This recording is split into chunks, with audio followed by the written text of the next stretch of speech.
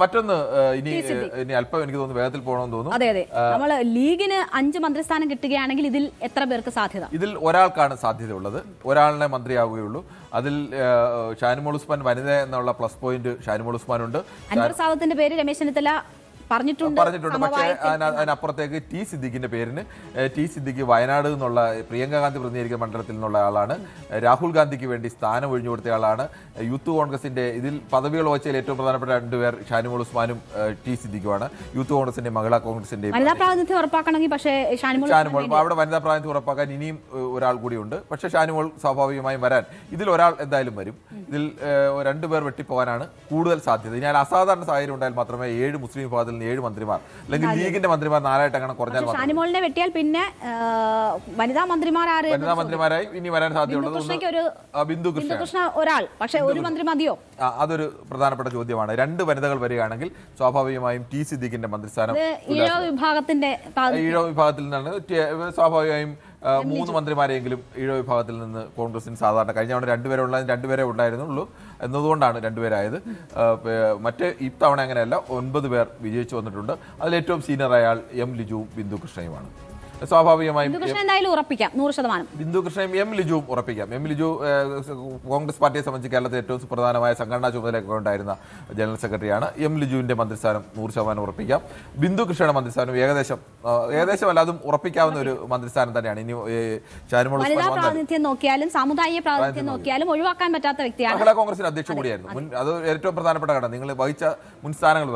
പിന്നൊന്ന്, ഇവരെ ഇതുവരെ വന്നതിനകത്ത് മഹാഭൂരിപക്ഷം പേരും വരുന്നത് എറണാകുളത്തിന് തെക്ക് നിന്നാണ്. വടക്ക് നിന്നുള്ള മന്ത്രിമാരുടെ എണ്ണം വളരെ കുറവാണ്.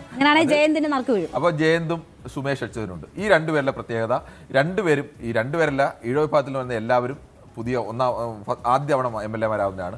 സുമേഷിന്റെ പ്രത്യേകത, സുമേഷിന്റെ അച്ഛൻ അച്യുതൻ മന്ത്രിസ്ഥാനം 2011 മന്ത്രിസഭയിലേക്ക് തീരുമാനിച്ച ഒരാളാണ്. അദ്ദേഹത്തെ മന്ത്രിയാക്കാൻ തീരുമാനിച്ച് അദ്ദേഹത്തെ വിളിച്ചറിയിക്കുമ്പോൾ ഞാൻ മന്ത്രിസ്ഥാനം ഏറ്റെടുക്കാനില്ല, ചിറ്റൂരിൽ നിന്ന് ഞാൻ പോകാനില്ല എന്ന് പറഞ്ഞ് മന്ത്രിസ്ഥാനം അദ്ദേഹം തയ്യാറാവാതിരിക്കും. അവസാനം വയലാർ രവി തന്നെ അദ്ദേഹത്തെ നേരിട്ട് വിളിക്കുകയും എന്നിട്ട് പോലും അദ്ദേഹം സമ്മർദ്ദത്തിന് വഴങ്ങി അതിരിക്കുകയും ഒക്കെ ചെയ്ത് മന്ത്രിസ്ഥാനം വേണ്ട എന്ന് തീരുമാനിച്ച ഒരാളുടെ മകനാണെന്നുള്ളതുകൊണ്ട് ഇത്തവണ ചിറ്റൂർ കഴിഞ്ഞ തവണ മത്സരിച്ച് തോറ്റെങ്കിൽ ഇത്തവണ അവിടെ നഗരസഭ മത്സരിച്ച് ജയിച്ച് നഗരസഭാ ചെയർമാനായ ആളാണ് സുമേഷ്. സ്വാഭാവികമായും മലബാറിൽ നിന്ന് KC വേണുഗോപാലുമായി ഏറ്റവും അടുപ്പമുള്ള മലബാറിൽ നിന്ന് വരുന്ന ഒരാൾ എന്ന നിലയ്ക്ക് കൂടി സുമേഷിന് ആ തരത്തിൽ പ്രാധാന്യം. ഈ 2 പേരിൽ ഒരാൾ വെട്ടിപ്പോകാം. മറ്റൊന്ന് ജയന്ത് കെ സുധാകരനൊപ്പം നിന്നാണ്, ഇപ്പോൾ KC വേണുഗോപാലിനൊപ്പമാണ് എന്ന് പറയുന്നു. എന്തായാലും ജയന്തോ അല്ലെങ്കിൽ സുമേഷ് അച്യുതനോ ഈ 2 പേരിൽ ഒരാൾക്ക് മന്ത്രിയാവാനുള്ള സാധ്യതയാണുള്ളത്. ഇത് ആണ് കേരളത്തിനെ സംബന്ധിച്ചിടത്തോളം ഇപ്പോൾ മന്ത്രിസഭയിൽ വരുന്നതിന്റെ ഏകദേശ ചിത്രം. ഇത്രയും ആളുകളാണുള്ളത്. ഇതിൽ നമ്മൾ നേരത്തെ പറഞ്ഞതുപോലെ 1-2 പേരൊക്കെ വെട്ടിപ്പോകാൻ സാധ്യതയുണ്ട്. ഈ പേരുകൾ തന്നെയാണെങ്കിൽ ഇതിൽ ചിലപ്പോൾ ഈ 2-ൽ ഒരാളാവാം. പക്ഷേ ഈ 2 പേരിൽ തന്നെ വരാൻ സാധ്യതയുണ്ട്. അല്ലെങ്കിൽ അപ്രതീക്ഷിതമായി മറ്റാരെങ്കിലും മന്ത്രിസ്ഥാനത്തേക്ക് കൊണ്ടുവരുന്ന ഒരു അവസ്ഥ ഉണ്ടാകണം. ഇതിനപ്പുറത്തേക്ക് വലിയ വിപ്ലവങ്ങൾ സാധ്യമാക്കാനൊന്നും കോൺഗ്രസിൽ ഇപ്പോൾ സാധ്യമല്ലെന്ന് വെച്ചാൽ കോൺഗ്രസിന് എല്ലാ വിഭാഗം ആളുകളുടെയും ഒരു പ്രാതിനിധ്യം നൽകേണ്ടതുണ്ട്. ആ പ്രാതിനിധ്യം കൂടി ഉറപ്പാക്കി മാത്രമേ മന്ത്രിസ്ഥാനത്തേക്ക് എത്തിക്കാൻ കഴിയൂ.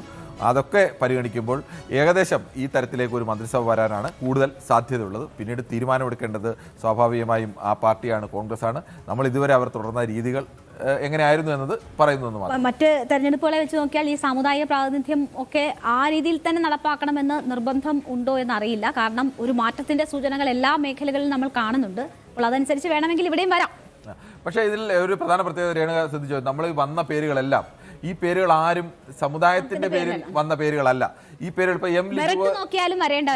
എം ലിജോ ബിന്ദു കൃഷ്ണയെ പോലെ ഒരാൾ മന്ത്രിസഭയിൽ ഉൾപ്പെടുക എന്നുള്ളത് അത് അവരുടെ സമുദായം ഏത് എന്നുള്ളത് പ്രധാനമാണ്. അതുകൊണ്ട് തന്നെ എന്തായാലും ഇത്തവണ അങ്ങനെ ആർക്കിടെയും കോട്ടയിൽ ആക്കി ആരെയും ഒതുക്കേണ്ട കാര്യമില്ലാതെ തന്നെ കോൺഗ്രസിന് അത്തരത്തിലേക്കുള്ള MLA മാർ എന്തായാലും എത്തിയിട്ടുണ്ട്. എന്തായാലും വൈകാതെ തന്നെ ആ തീരുമാനം ഉണ്ടാകുമെന്ന് പ്രതീക്ഷിക്കാം. ഇന്നത്തെ ഇലക്ഷൻ ചാനൽ പൂർണ്ണമാവുകയാണ്. നമസ്കാരം.